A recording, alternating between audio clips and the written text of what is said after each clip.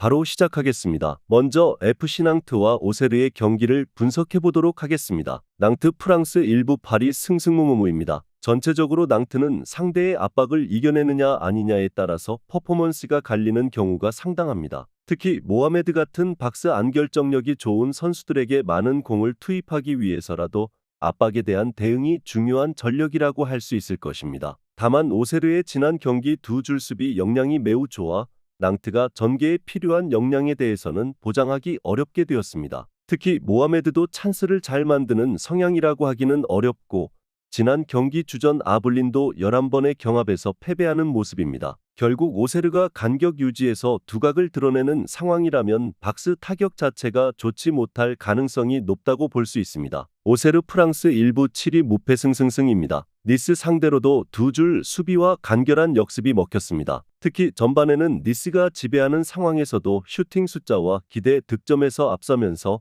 오히려 니스가 간담이 서늘한 모습을 보여주기도 했습니다. 특히 오세르가 지난 시즌 공을 잡은 상황에서의 슈팅 전환율이 7에서 8%로 아주 특출나지 않았다는 점을 감안하면 놀라운 승리입니다. 전체적으로 지공 상황에서 낮은 라인을 공략하는 능력에는 기복이 있지만 전체적으로 공간을 넓게 확보할 수 있는 상황에서는 달라진 모습을 보여줄 가능성을 염두에 두면 좋겠습니다. 오세르가 보여준 두 줄 수비와 압박, 역습의 퀄리티를 비중 있게 고려를 했습니다. 낭트가 전개에 필요한 능력치는 강한 압박에 무력한 흐름을 타기도 하며 특히 공격수들이 찬스 메이킹과 경합에서 두각을 아주 크게 드러내지는 못했던 것도 사실이었습니다. 언더 2.5 양상 속 오세르의 승리를 예상합니다.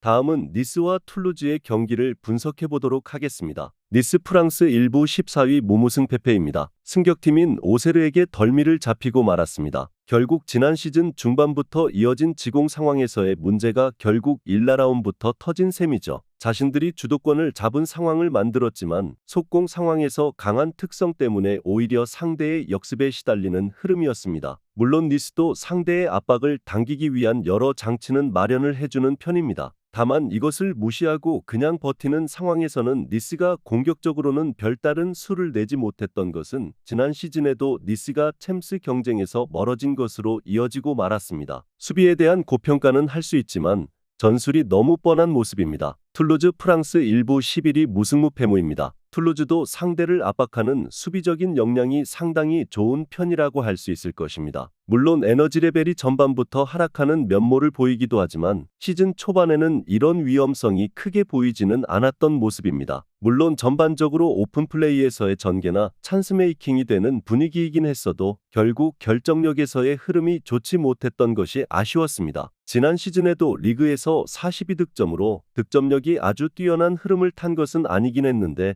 사실 니스전에서도 괜히 공격적으로 가서 상대에게 공간을 내주는 것보다는 최대한 저득점 양상으로 몰고 가는 것을 선호할 가능성이 높습니다. 툴루즈가 상당히 보수적으로 나올 것입니다. 특히 니스는 라인을 아주 내리고 플레이를 하면서 저득점 양상을 만들어내는 팀에게 약한 모습을 보입니다. 이미 1라운드에서도 지공의 효율성은 상당히 떨어졌던 것이 사실이기도 했고 툴루즈도 이를 노리고 경기를 질질 끌게 될 가능성이 클 것입니다. 언더 2.5 양상 속 무승부를 예상합니다. 다음은 스트라스부르와 스타드렌의 경기를 분석해 보도록 하겠습니다. 스트라스부르 프랑스 일부 11위 패무패패무입니다. 새 감독인 로세니어는 상당히 전술가적인 기질이 있습니다. 이를 바탕으로 점유를 가져가면서 다양한 공격 루트를 만드는 것으로 상당히 호평을 받았던 케이스죠. 다만 아직은 높은 점유율을 확실한 타격으로 이어가는 것을 어색해하는 부분이 없지는 않았습니다. 실제로 1라운드에서는 58%의 점유율을 가지고도 0.91의 기대 득점에 그쳤습니다. 이는 아직 전임 감독의 색채를 다 지우지 못한 것으로 이해할 수 있을 듯합니다. 전임 BA라는 기동력이 좋은 선수들을 상당히 선호했는데 이들이 정교함보다는 폭발력에 의존하는 성향이 강했습니다. 아직은 확실한 패스 경로를 확보하는 것이 아쉬운 상태입니다. 렌 프랑스 일부 2위 패승무승승입니다. 리옹 상대로 3대0 깔끔한 승리입니다. 하지만 전체적으로 렌이 미드필더의 공격적인 운영을 하는 상대에게 약했다는 점은 여전히 유효할 것으로 보입니다. 스코어가 렌 쪽으로 압도적이긴 했으나 경기 내용은 서로 팽팽했습니다. 지난 경기 두 팀이 모두 기대 득점이 2골이 넘었을 정도로 일진일퇴의 팽팽한 흐름을 보여주었습니다. 리옹 측에서 주포인 라카제트가 징계로 나오지 못했던 것이 렌 입장에서는 다행이었다고 할 수 있을 듯합니다. 렌이 자신들이 점유를 가져가는 상황에 전체적으로 강한 편인데 스트라스부르가 기조를 웅크리는 것에서 공격적으로 전환한 것이 썩 달갑지는 않습니다. 일단 스트라스부르가 중앙에서의 전개와 힘을 가지고 밀어붙이는 것으로 나서고 있습니다. 렌이 이런 성향의 팀보다는 웅크리는 성향의 팀을 두들기는 것에 더 강해 이 변화가 상당히 고달플 수 있다고 봅니다. 물론 스트라스부르도 아직은 정교함에서 전임 감독 비에이라의 색채를 다 지우지는 못한 것으로 보입니다. 무승부를 예상합니다.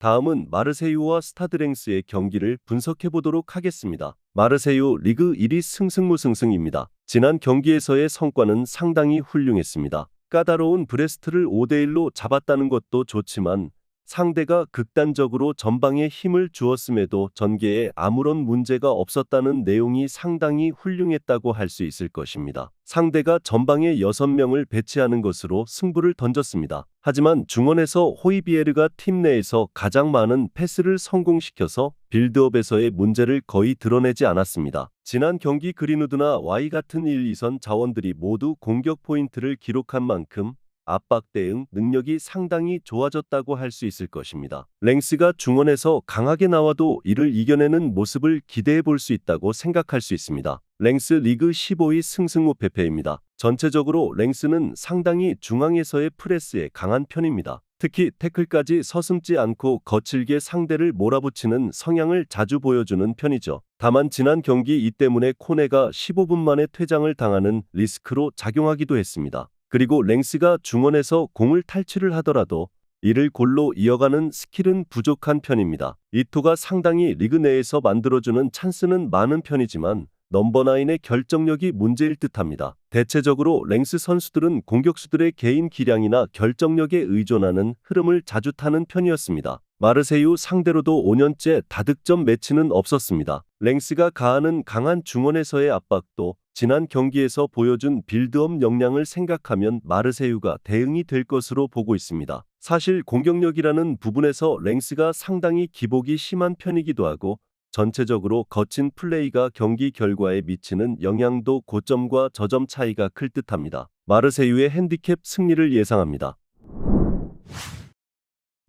마지막으로 리버풀과 브렌트포드의 경기를 분석해 보도록 하겠습니다. 리버풀 잉글랜드 1부 3위 승승승무승입니다. 입스위치의 아주 강한 공격에 당황했습니다. 패스가 롱패스 위주로 이어지면서 의도하지 않게 전술적으로 단조로운 상황을 자주 맞이하기도 했습니다. 특히 브렌트포드도 상당히 압박 강도가 높다는 점도 어느 정도는 부담일 수 있습니다. 다만 전체적으로 전술적으로 계단식으로 이어지는 정교함이 후반에 보였고 특히 체력이 빠진 후반에는 오히려 리버풀이 공간을 넓게 쓰면서 상대를 두들기는 양상을 보여준 점은 상당히 인상적으로 볼만했습니다. 브렌트포드 리그 8위 승무무무승입니다. 브렌트포드도 토니 없이도 위사와 음베모의 활약이 상당히 좋았습니다. 전체적으로 올 시즌에는 부상자들이 적은 편이라서 상당히 높은 기동성과 압박 강도를 유지할 수 있을 것으로 보입니다. 다만 문제는 체력이 빠진 이후의 대응일 것입니다. 사실 지난 시즌에도 경기당 1.03골을 후반에 내주는 등